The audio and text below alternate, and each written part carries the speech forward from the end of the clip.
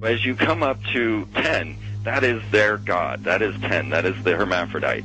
But if you stop at 9 and you skip to 11, skipping God, then you are a Luciferian. Because 11 is the number of the magician. It's the one step above. Once you have accomplished the tree of life, you are now the magician. You are one above 10.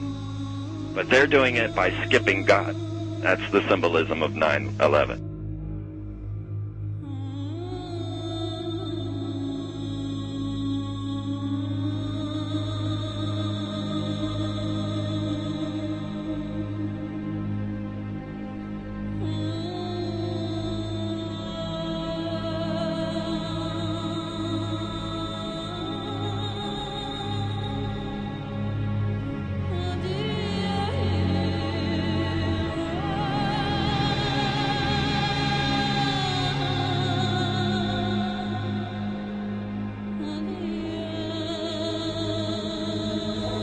It is a big idea, a new world order. We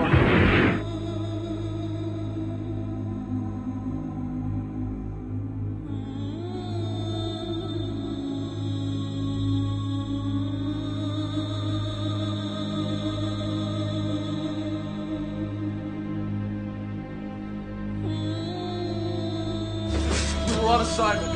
We were supposed to kill two birds with one stone.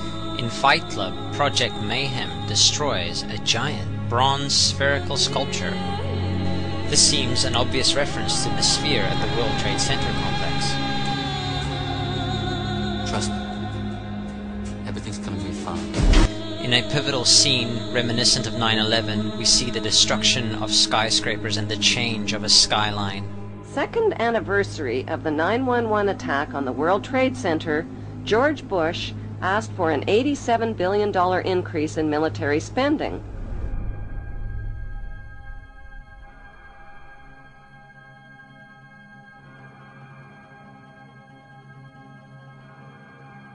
In 1904, Crowley would receive the Book of the Law soon after meditating in the King's Chamber of the Great Pyramid. He claimed he had been contacted by a being called Aiwass. Crowley would also use this symbol in his work. Some of its meanings are said to include a reference to the number 77 in Hebrew and a connection to the god Pan. Crowley made this drawing of a non-human intelligence he saw during a ritual. Synchronous 23 has made the connection between Aiwass and the Wizard of Oz, and has further pointed out the similarities between Crowley's grey alien-like drawing and the depiction of the projection of the Wizard of Oz in the film version. The much overlooked theory has been put forward on the internet that when we are looking at George W. Bush, we are actually seeing Aleister Crowley's grandson. I have suggested that this video footage of George W. Bush reading The Pet Goat, coinciding with the start of the 9/11 mega ritual, is in fact a dedication of the 9/11 mega ritual to the great god Pan by Aleister Crowley's grandson.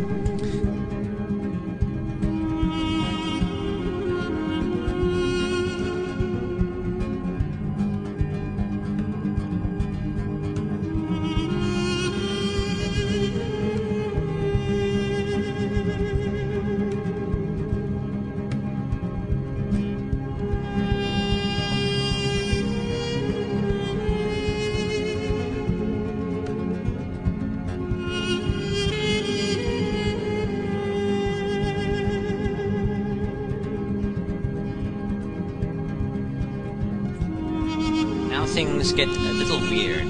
This is the 1978 version of The Wizard of Oz, The Wiz. Again we see the Emerald City connected to New York.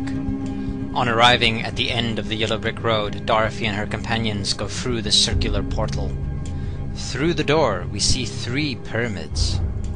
Behind the pyramid shape, in between the pyramid pillars of the World Trade Center, we see the sphere, the representation of the Kaaba.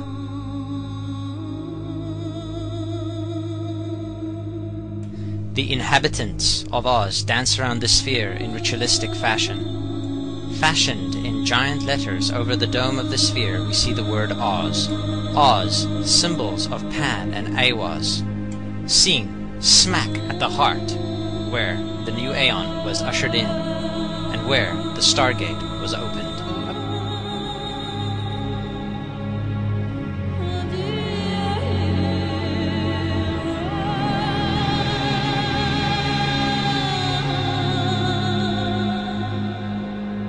Between the Twin Towers is called the Spherical Caryatid. It was made by artist Fritz Koenig and was nicknamed the Sphere.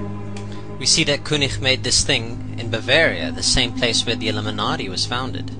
The most interesting fact about the placement of the Sphere at the World Trade Center Plaza has to be that architect and designer of the World Trade Center, Minoru Yamasaki, intended the plaza itself to be a representation of the Grand Mosque of Mecca, the Sphere in particular taking the place of the Kaaba.